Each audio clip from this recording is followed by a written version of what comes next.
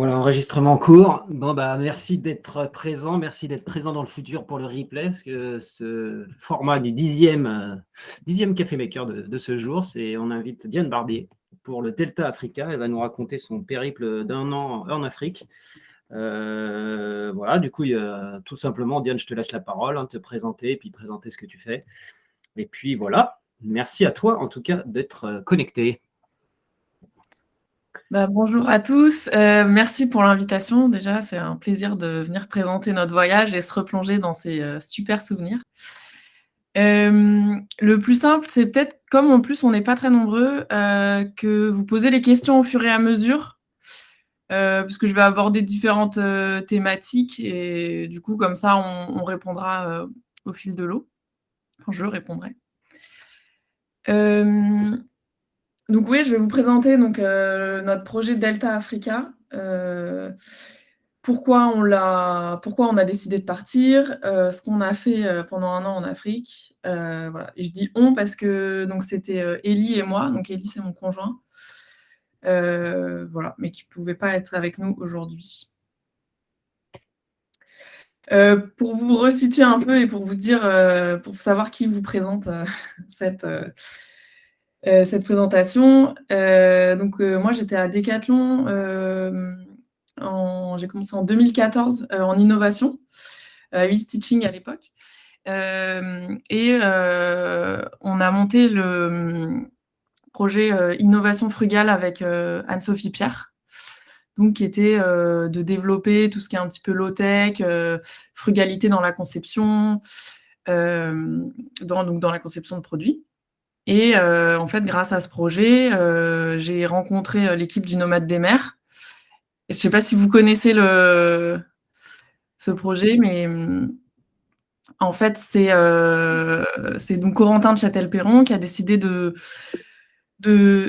monter une petite équipe pour partir à la découverte des low-tech à travers le monde, puisqu'il s'est rendu compte qu'il y avait plein de solutions super intéressantes et que c'était un peu méconnu. Et donc, ils ont décidé de partir, je crois que c'était 3 ans à l'époque. Là, ils rentrent en juin et ils sont partis en 2016. Donc, finalement, ça fait 6 ans. Et voilà, donc ils ont rencontré plein d'inventeurs et ils ont mis chaque low-tech sur le bateau. Ils les ont mis en open source pour que chacun puisse les fabriquer. Voilà, et donc moi, je suis partie 3 mois avec eux en 2016. Au Cap-Vert, on a traversé l'Atlantique et au Brésil. Voilà, donc c'était vraiment une super expérience sur une thématique, moi, qui me plaît. Ah oui, parce que ce que j'ai oublié de préciser, c'est que je suis designer produit. En tant que designer, j'ai vraiment l'impression d'avoir une responsabilité, en tout cas environnementale, à chaque fois que je crée un nouveau produit, dans le choix de mes formes, de mes matériaux. Et voilà, donc c'était une problématique. Voilà, c'est quoi ma responsabilité? Et donc les low-tech, pour moi, c'était un peu une solution de continuer à avoir de la créativité et en même temps de faire de manière sobre, de manière avec les matériaux locaux. Oui, parce que je parle de low-tech, là, je suis en train de me dire, mais est-ce que tout le monde sait ce que c'est que low-tech? Oui. C'est bon? Ou est-ce que quelqu'un ne sait pas? Moi, je veux bien que j'en mette du contexte. Ouais. Ce qu'on appelle souvent on utilise low-tech, en fait, c'est pour contrebalancer par rapport au high-tech, donc la haute technologie. Mais c'est plus une philosophie, une façon de penser. C'est répondre à des besoins de base de manière locale, responsable, facilement accessible aussi. Donc accessible, ça peut être dans les matériaux qu'on trouve, mais aussi dans le système de fabrication. Voilà, donc je vais revenir. En fait, nous, notre projet en Afrique, c'était basé là-dessus. Donc il y aura plein d'exemples concrets que je vais présenter. Comme ça va étoffer la discussion. Et suite suite à ce voyage avec Nomades des mers, j'avais aussi envie de faire mon propre projet et d'être un peu plus dans le faire. Parce qu'eux, en fait, ils recensent, mais ils fabriquent. Ils fabriquent, mais bon, c'est plutôt l'inventeur qui va les mettre sur le bateau ou ils vont le cofabriquer. Mais il y a moins cette notion de faire avec les gens et voilà, c'est plus de l'inventaire, on va dire. Et donc, on a monté le projet Delta Africa avec Ellie. Alors, là, je vais rentrer dans les détails. C'est rien que je reste trop longtemps. Déjà, on en avait un petit peu marre parce qu'en fait, on partait voyager voilà, 1 semaine, 2 semaines. On avait l'impression de cocher des cases sur notre guide du routard. Voilà, on a vu tel truc, mais on avait un peu l'impression de passer à côté de la rencontre avec les gens, de la vraie découverte du pays par les habitants. Et on s'est dit, pour faire ça, il va falloir partir longtemps. Donc, Élie, il a eu la chance, il a pu poser un congé sabbatique. Moi, je suis en freelance, donc je me suis demandé si j'étais d'accord. Et on a décidé de prendre 1 an, enfin 11 mois, parce que c'est la durée légale du congé sabbatique. Je vais montrer une petite vidéo qui va se déclencher. Tac. Bonjour, moi c'est Diane. Bonjour, moi c'est Élie. Nous sommes 2 Lillois, ingénieurs et designers.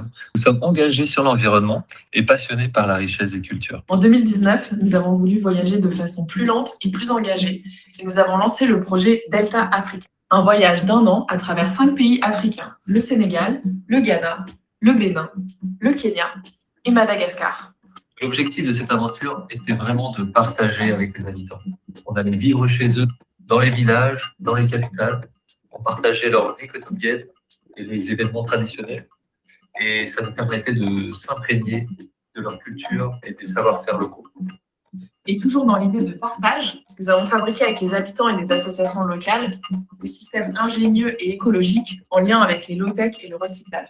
Nous avons ainsi participé à 8 projets en utilisant des ressources locales sur des thématiques variées telles que l'alimentation, l'énergie, l'hygiène, l'éducation ou la gestion des déchets. Aujourd'hui, voilà, bon, ça c'était pour vous mettre un petit peu dans l'ambiance. C'est toujours cool pour ça, les petites vidéos qu'on a prises sur place. Mais donc, l'idée, c'était vraiment de partager. Et donc, c'est pour ça qu'on a décidé de le faire de 2 façons. À la fois en allant vivre chez l'habitant. Donc, voilà, souvent, on avait une case, une chambre à dispo dans des familles. Et on mangeait avec eux. On préparait à manger. On allait chercher de l'eau.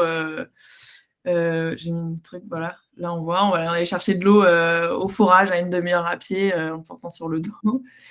Voilà, on pilait la nourriture. Et c'était planifié à l'avance ou vous arriviez dans le village en disant salut, vous avez une classe, comment vous faites? Au début, on s'est dit qu'on allait faire ça et en fait, c'est toujours mieux d'être introduit. Donc, ce qu'on a fait, c'était plutôt dans la préparation du voyage. On a commencé à préparer 1 an avant. En fait, on a commencé plutôt par contacter des assos locales, par des contacts de contacts, en fait, par mail de mail. On arrivait finalement par une petite... sur une asso qui nous disait qu'elle était intéressée. Nous, on avait fait un petit flyer où on expliquait notre démarche, voilà, qu'on voulait travailler sur les low-tech, c'était notre fil conducteur pendant tout le voyage, et est-ce qu'elles avaient des problématiques qui pourraient correspondre. Et donc après, voilà, oui ou non. Et puis quand on disait allez, go, on disait ouais, on aimerait aussi pouvoir vivre sur place. Et donc elles, comme elles étaient sur place et qu'elles connaissaient très bien les gens, les familles et tout, et généralement elles nous proposaient une famille. Ok. Et voilà. Et il y a une fois où on est arrivé, on avait un petit truc à côté et on a demandé. En fait, il y a eu 1 ou 2 fois où au final, les 2 premiers jours, on a dormi soit à côté, soit autre part. Et en fait, ça s'est fait assez vite de trouver. En fait, comme on était introduit, ça, c'était vraiment hyper important. Déjà, on arrivait par cette association, donc les gens, ils comprenaient déjà pourquoi on était là. Et en plus, comme il y avait l'association, les gens, ils nous faisaient confiance aussi directement, quoi. Ouais. Ok, trop bien. Voilà. Et donc, l'autre notion de partage, donc à la fois, c'était donc avec vraiment la vie quotidienne. Et au final, c'était presque le plus fort du voyage. Et aussi, tous ces projets qu'on a mis en place. Donc, il y en a 9, je crois. À chaque fois, on a fait toute la conception, donc c'est-à-dire le penser l'avant du projet avec les gens pour bien comprendre les besoins et la réalisation aussi avec eux. Voilà. Après, donc là, c'est vraiment en général le voyage. Et je vais rentrer en détail sur 2-3 projets pour vous montrer un peu ce qu'on a fait. Alors ça, on est passé vite fait là pendant la vidéo, mais donc c'est tous les projets et les pays où on est allé. Donc on est allé dans 5 pays. Donc 3 sur la côte ouest, Sénégal, Ghana, Bénin. 1 sur la côte est, Kenya, et après Madagascar pour finir. Et donc à chaque fois, on est resté au moins 1 mois par pays. Au Ghana, on est resté 1 mois et demi, et au Kenya, on est resté 3 mois. En fait, au fur et à mesure, on se disait qu'on ne restait pas assez longtemps.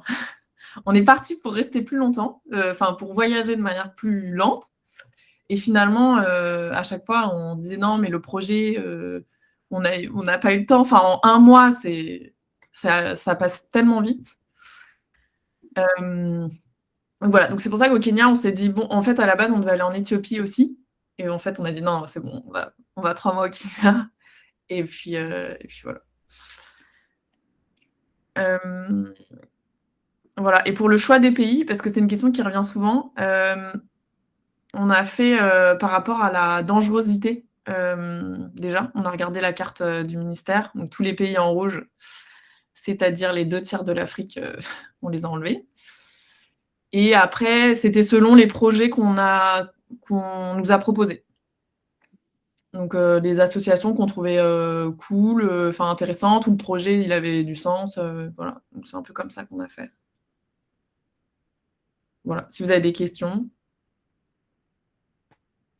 Oui, vas-y.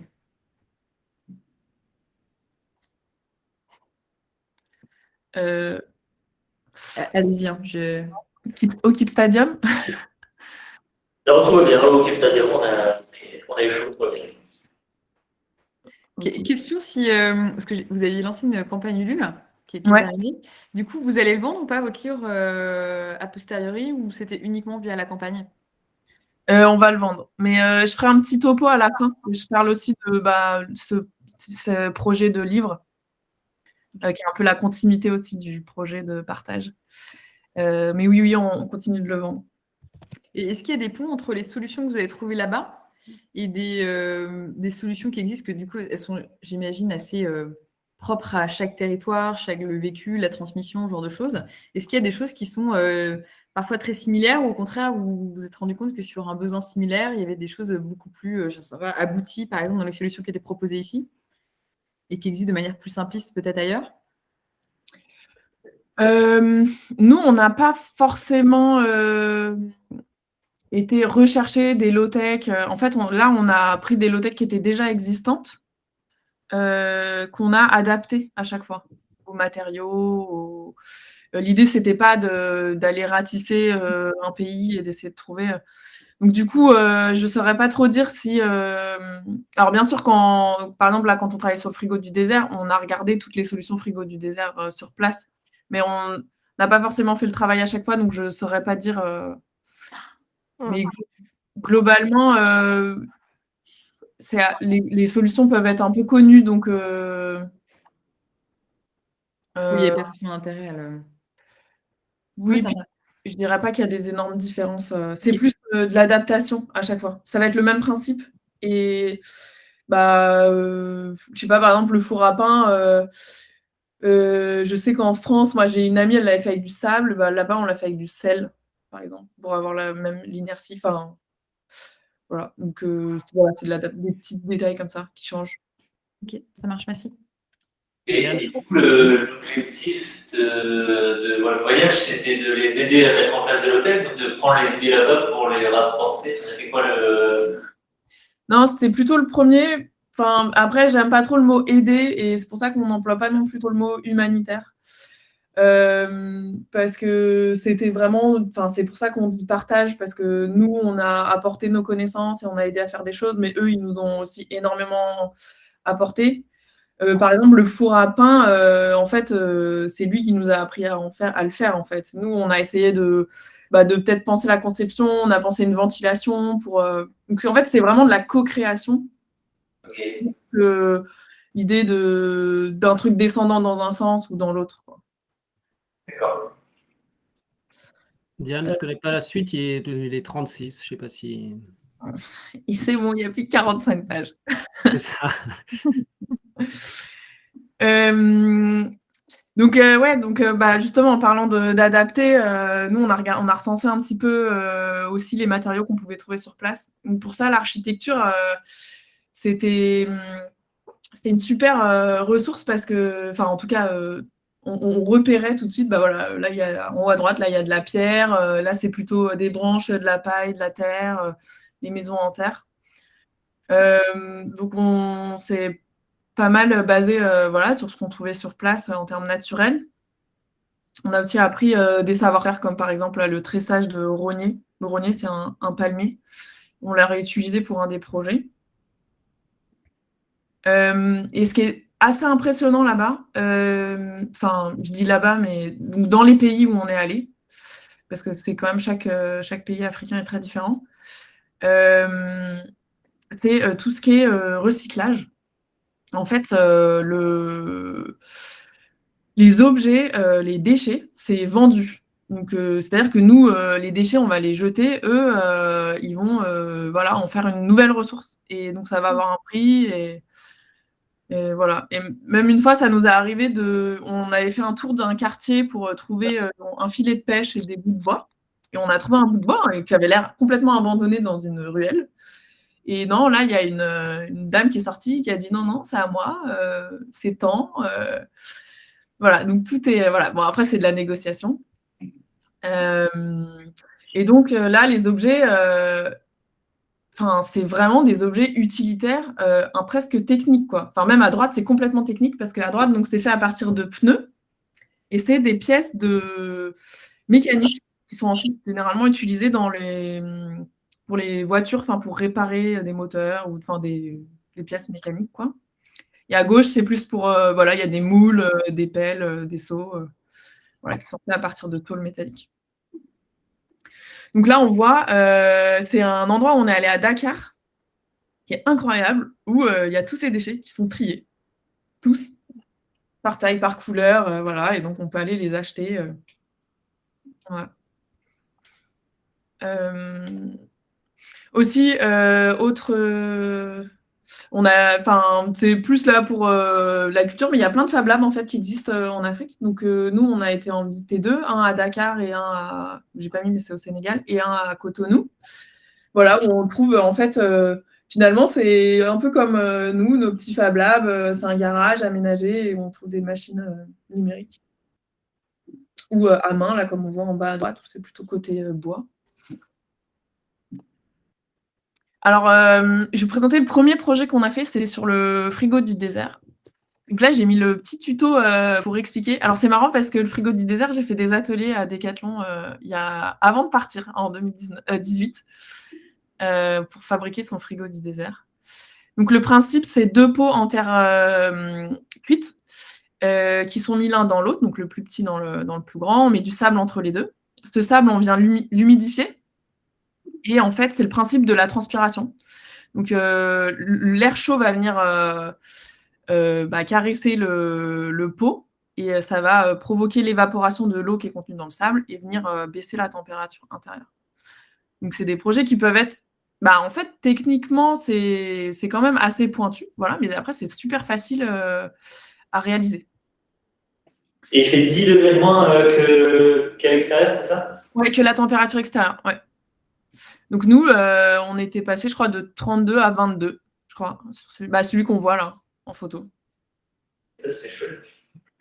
Ouais, alors ça marche donc super bien dans les pays chauds ou peut-être dans le sud de la France, mais par contre, par exemple, à Lille, ça marche pas. Parce qu'il faut ou alors peut-être l'été, il faut pas qu'il y ait trop d'humidité dans l'air. Ah ouais. Voilà, donc il faut vraiment s'adapter en fait aux contraintes locales.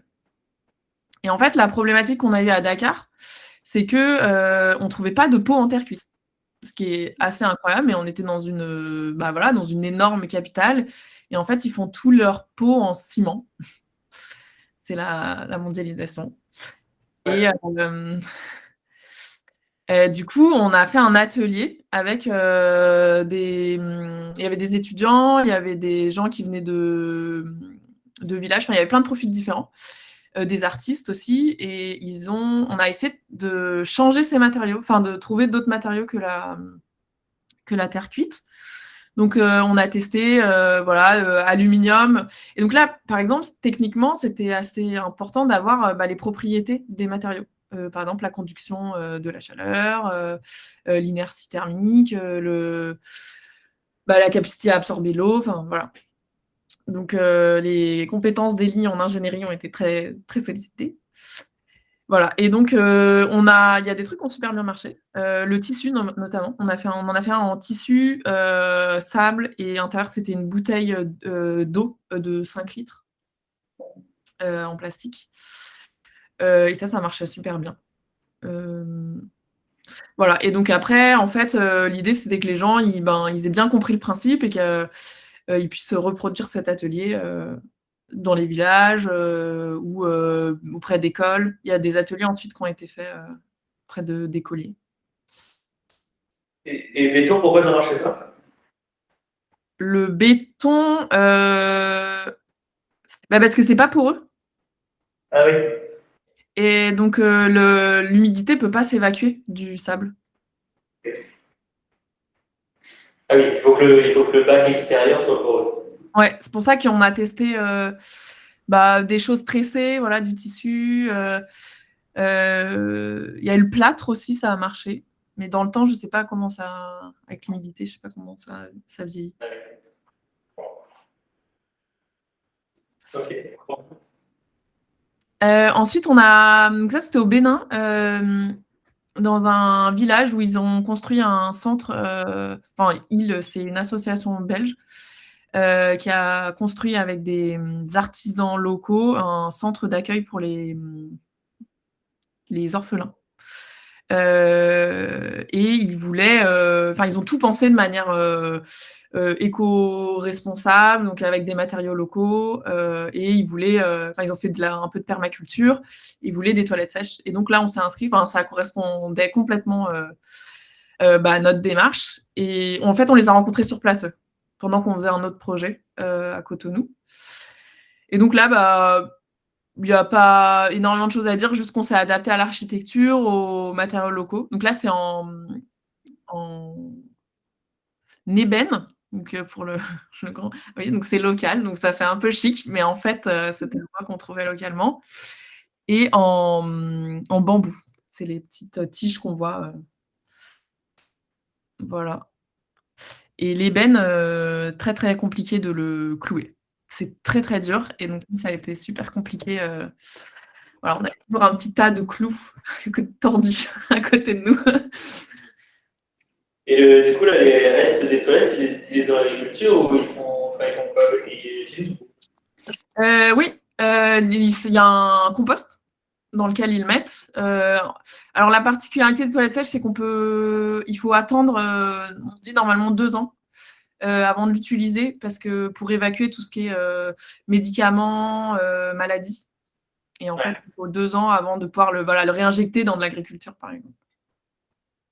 Donc souvent, on le sépare. On ne le met pas dans le même pour pouvoir en utiliser un autre plus souvent. L'idéal, c'est d'avoir 2 bacs, d'avoir des bacs qui, on sait, pour les dater, quoi.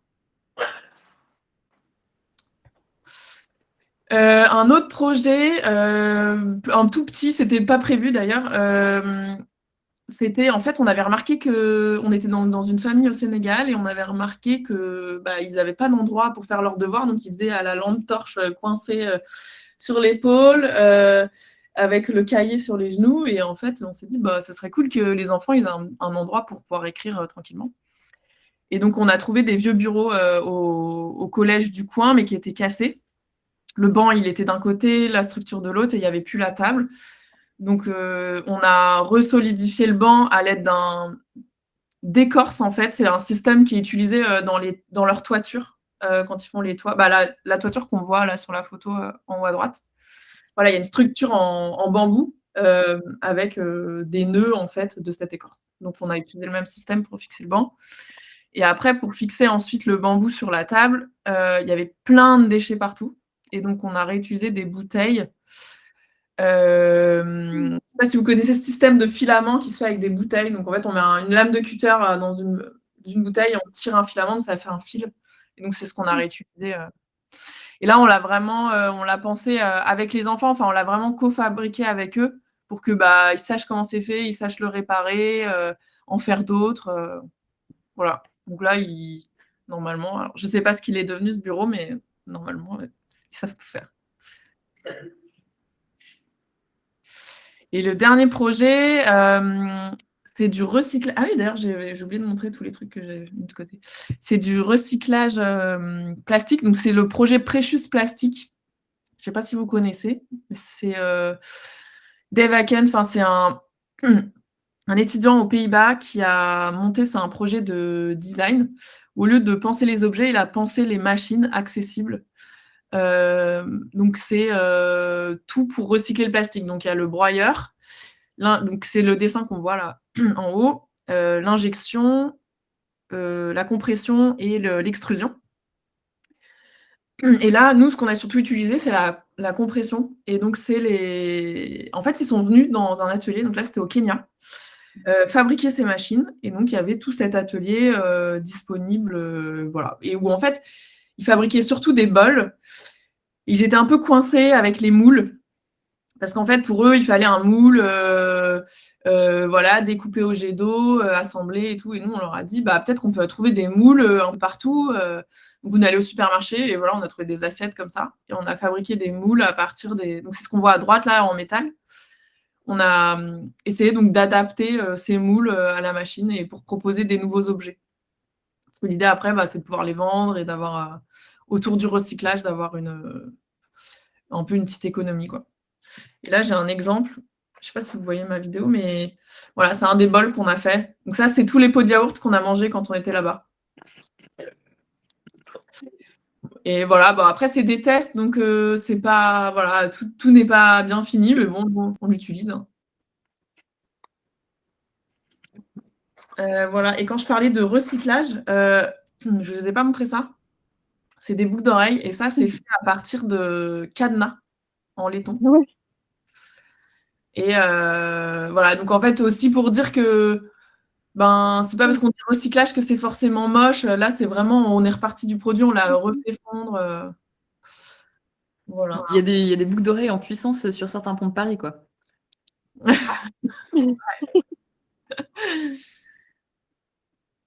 Et aussi, ah oui, j'ai ça. Et donc là, c'est plutôt dans les ressources naturelles. Ça, c'est un pic de porc-épic. Oui. Et c'est utilisé, par exemple, pour détresser. Quand on s'est fait des petites tresses, là, on détresse avec. Voilà, pour dire qu'on, voilà, c'est tout simple, mais voilà, pas besoin il suffit de se pencher pour avoir ce nouvel objet. Et donc, en fait, nous, on est parti donc 11 mois. On m'a rempli 8 carnets de notes, journaux de bord qu'on écrivait tous les jours, des carnets de croquis. On avait écrit un blog pendant tout ce temps. Et en fait, on s'est dit, ce serait cool que tout ça se soit condensé dans un livre pour avoir vraiment tout. Et puis aussi pour continuer cette notion de partage. On s'est dit, maintenant, on a partagé beaucoup là-bas et on aimerait bien continuer de le partager, mais en France, pour valoriser aussi une façon de voyager qui est plus lente, qui est différente. Et puis, voilà. Donc voilà le livre. Alors, j'ai la maquette qui est là. Voilà, donc c'est... Et donc ce livre, ça a été 2 ans de travail, parce que ça fait 2 ans qu'on a fait... Enfin, c'est moi, du coup, qui ai fait toute la mise en page. Et puis, on a refait pas mal de dessins. Donc, on avait des carnets de croquis. Mais moi, ça m'a remis... Je peins beaucoup depuis que je suis petite. Là, ça, c'est mon père. Donc, du coup, j'ai un peu baigné dedans. Et donc, j'ai aussi refait toutes les illustrations, ajouté des tutoriels, comme celui du frigo du désert que vous avez vu tout à l'heure. Voilà. Et voilà, ça, c'est un exemple de page où on mixe les textes, les photos, des aquarelles et puis des petites anecdotes. C'est des moments un peu marrants ou qui nous ont marqués. Et donc, le livre, il est organisé en 2 parties à chaque fois. Enfin, à chaque étape, il est divisé en 2. D'un côté, la vie, tout ce qui nous a un peu marqué, la vie quotidienne. Les cuisines, tout ça. Donc, c'est un peu ce qu'on voit ici. Ça, c'est une page de la vie quotidienne. Et après, une partie vraiment projet, où on explique notre démarche, comment on a co-construit, les difficultés, les solutions, et puis des petits tutoriels, voilà, comme ici. Et là, en fait, j'ai remis la vidéo parce qu'on voit... Alors, par contre, je crois que ça recommence. Bonjour, moi, c'est Diane. Bonjour. C'est là où ça ne marche pas. Où on voit des pages du livre. Sinon, je vais vous montrer direct, je pense. Ça va être... Voilà, là, une page, par exemple, tutoriel d'un robinet qu'on a fabriqué, voilà, avec le petit schéma explicatif. Voilà, c'est de l'architecture, des choses qu'on a pu voir, des façons de vivre. Il y a les gens chez qui on a dormi. Voilà. Est-ce qu'il y a des choses que tu arrives à reproduire du coup quand tu es rentré en France? À reproduire? Ouais, des techniques que tu as refait. Est-ce que tu as mis des chiens sèches dans Ouais, c'est le premier truc qu'on a fait. Ouais. Les toilettes sèches, ouais, parce qu'en fait, notre rapport à l'eau, il a vraiment changé.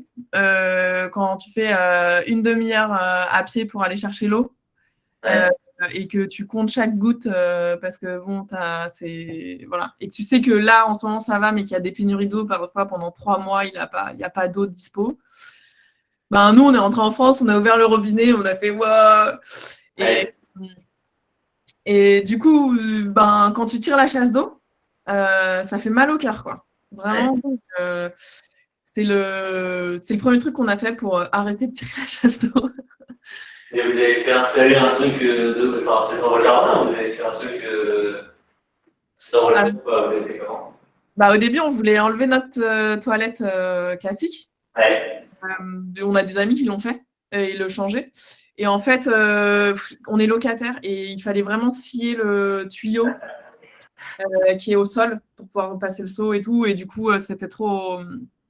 Enfin, on s'est dit, bon, on ne peut pas ne pas rendre l'appart sans les toilettes. Et du coup, on l'a mis dans le garage. Mais on essaye d'y aller et... Élie, il y va très souvent. Moi, plutôt l'été. Ce qu'il faut se dire. Mais... C'est génial. Okay. Voilà, après on a mis... qu'est-ce qu'on a? On a des poules maintenant. On a fait des systèmes de conservation aussi, par exemple pour les carottes. J'ai fabriqué un bac à sable pour les conserver. Ouais, ça marche super bien, c'est incroyable. Non, elle dure 3 semaines, 1 mois, comme si... même elle commence à pousser. Ok. Voilà, et puis non, après c'est aussi dans notre façon de travailler aussi. Enfin, moi, j'essaye de faire beaucoup plus dans l'éco-conception, de repenser, voilà. Et Lee, maintenant, lui, il est ingénieur énergie et maintenant, il travaille dans le biométhane, dans le biogaz. Donc. Okay. Voilà, on essaye aussi de s'engager voilà, sur tous les aspects, quoi. Canon, canon. Voilà, et est-ce que... Non, c'est fini. Mais il est 55, donc de toute façon, je pense qu'on peut clôturer. En tout cas, magnifique projet, quoi. Franchement, travail titanesque. Et je pense que rien que pour les aquarelles, ton livre vaut la peine. Parce que rien qu'on voit quelques aquarelles, elles sont trop belles. Ouais, c'est trop beau. Enfin, personnellement, voilà. Mais non, le livre donne bien envie. Et en même temps, j'ai vu que ta campagne Ulule a cartonné, quoi. Donc, tu as fait plus, je ne sais plus combien de pourcents. Donc, de toute façon, bravo, quoi. Ouais, c'est super. On a vendu 260 livres. Ah oui. Cool. Sur la campagne, ouais. Non, super. Bah, on a été aussi relayé par le Low Tech Lab, donc ça, c'était. Très bien, ouais. Bravo, en tout cas, bravo. Ouais. Bravo et merci pour ta présentation. Franchement, c'était cool. Et puis, du coup, en tout cas, ça donne envie d'aller feuilleter un petit peu le bouquin. Je pense qu'un exemplaire à D4, ça ne sera pas de trop. Donc, voilà. Oui. Et non, franchement, c'est cool. Et merci à toi. Et puis, à très bientôt, j'ai envie de dire. Merci à ceux qui se sont connectés. Et puis, Et alors, peut-être 2 petits trucs. Alors, pour le livre, vous pouvez l'acheter, mais comme la campagne est finie, il y a un lien sur la campagne qui renvoie à une boutique en ligne. Voilà, mais c'est pareil. C'est juste que, voilà. Alors, le design, je l'ai fait vite fait, il n'est pas dingue, mais ça existe. Et le deuxième truc, c'est qu'on fera une soirée de remise du livre. Donc, ce sera l'occasion aussi de reparler du voyage. Et on va aussi faire une soirée low-tech à Tipimi. Je ne sais pas si vous connaissez, en septembre, je n'ai plus la date. Mais c'est une objetothèque, donc un lieu où on peut se prêter des objets. Et donc, ce sera la thématique sur les low-tech. Donc, si cette thématique vous intéresse, Et voilà. c'est où, Tipimi? C'est à Fives. Ah, ok, je connais Ah, pas. ça fait. Ok. Ok. Oui.